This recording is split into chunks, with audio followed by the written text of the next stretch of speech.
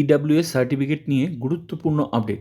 EWS সার্টিফিকেটের জন্য কী করতে হবে, কী কী ডকুমেন্টস লাগবে, A to Z আমি এই ভিডিওতে শেয়ার করব। তো দেখে নেওয়া যাক এই সার্টিফিকেটের জন্য কী করতে হবে, কী কী ডকুমেন্টস লাগবে। পুরো তালিকাটা আমি শেয়ার করছি, full process, step by step. খুব সুন্দর করে দেওয়া আছে, আশা করি কোনো সমস্যা হবে না। স্টেপ বাই স্টেপ, প্রত্যেকটা স্টেপ এখানে দেওয়া আছে, ডিটেলস দেওয়া আছে। তো 1 নাম্বার হচ্ছে অ্যাপ্লিকেশন, ডিটেলস দেওয়া আছে। 2 নাম্বার সেলফ ডিক্লারেশন, 3 নাম্বার জাতিগত শংসাপত্র, ডিটেলস দেওয়া আছে। 4 নাম্বার ছবি সম্পর্কে ডিটেলস দেওয়া আছে।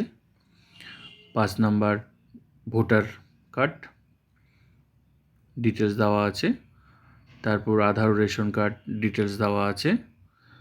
নেক্সট প্যান কার্ড, যদি না থাকে তাহলে সেলফ ডিক্লারেশন। 7 number documents.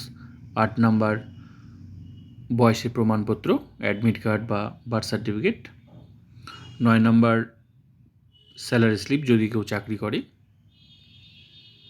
বেশি হলে দেওয়া আছে ডিটেলস, স্যালারি বেশি হলে। Next 10 number income certificate, details দেওয়া আছে। 11 নাম্বার স্থায়ী বাসিন্দাদের ক্ষেত্রে শংসাপত্র আসল কপি। জমির ক্ষেত্রে ডিটেলস দেওয়া আছে, 12 number documents. 13 number affidavit, details দেওয়া আছে। 14 নাম্বার ডিটেলস দেওয়া আছে। 15 নাম্বার বাড়ি সম্পর্কে ডিটেলস। তো এই ডকুমেন্টসগুলো লাগবে। সঙ্গে একটা সেট হচ্ছে অরিজিনাল আর একটা সেট হচ্ছে জেরক্স। জেরক্সটা হচ্ছে সেলফ অ্যাটাস্টেড।